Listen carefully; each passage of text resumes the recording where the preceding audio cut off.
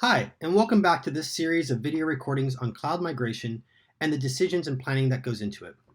This is Chris Meunier. This video recording you're listening to now is another in a series geared toward an audience which include company executives, vice presidents, managers, engineers, testers, operations teams, product managers, and business analysts who are looking to or are required to consider migrating their applications, services, and technologies to a cloud framework of some composition, infrastructure as a service, platform as a service, software as a service, across public, private, or hybrid cloud deployments. In this video recording, we come to a rather strange intersection of how to proceed next, what the or a next step is or could be for migration to the cloud. The goal of this video recording is to combine what we've covered in the first 4 previous video recordings and fold in some sound best practices and modern methods of change management for cloud migration strategies and their implementations. In the last video recordings, we first became aware of how sophisticated and complex the cloud technologies can seem at first, like learning about clouds and meteorology. Second, we then went over the primary usage models of the cloud technologies: software as a service, called SaaS, platform as a service, and infrastructure as a service. These are the primary usage models, but there are many others. Thirdly, we covered the 7 different ways, the 7 R's, to making decisions on what not to move and what to move to the cloud, and how it can be performed using subsequent steps with each decision branch. And in our last video recording, we reviewed the deployment locations of cloud technologies: public, private, and hybrid. Wow, we've covered a lot of knowledge and content in just those 4 videos. I think you'd agree.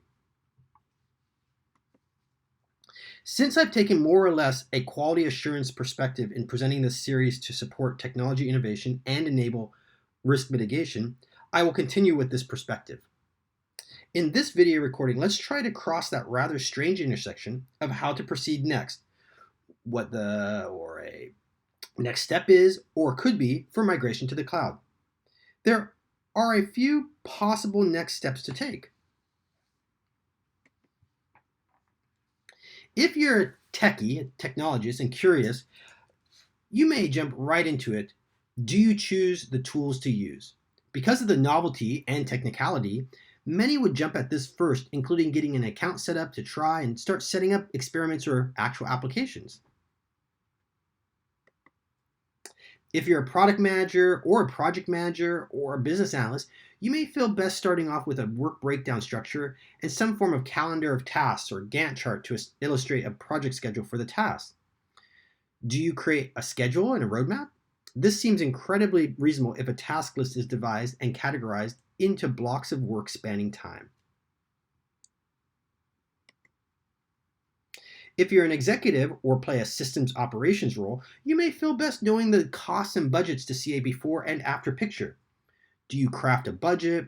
If an IT operation is under finance management in an organization, this may be the default action, perhaps even based off of a previous cost-benefit analysis with numbers and costs to leverage.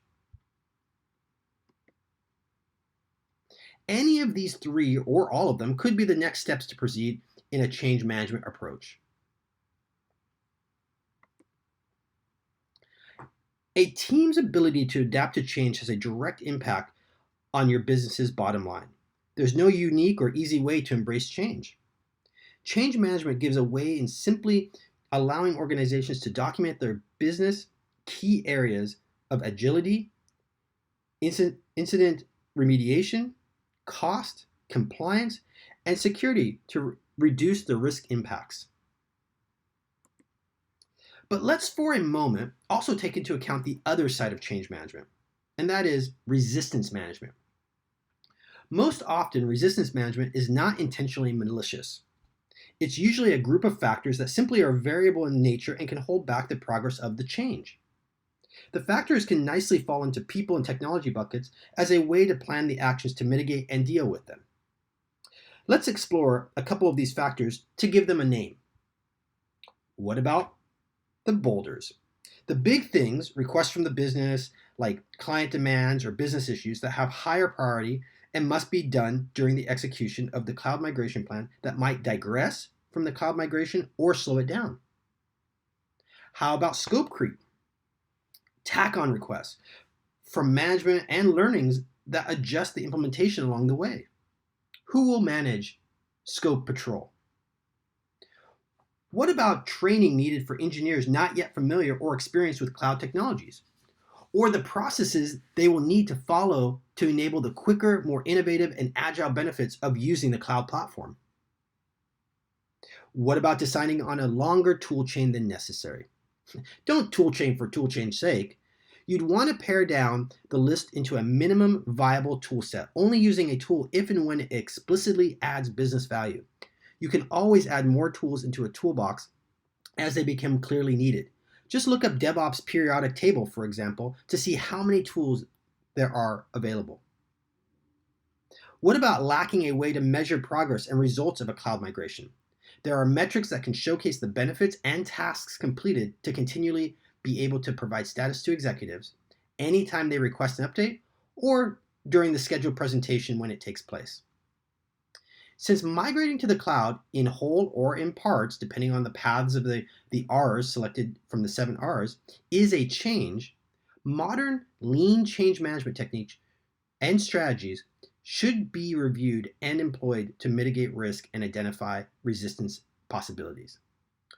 We'll take some different change management approaches in subsequent video recordings. Thank you for your time to learn more about effectively performing cloud migrations.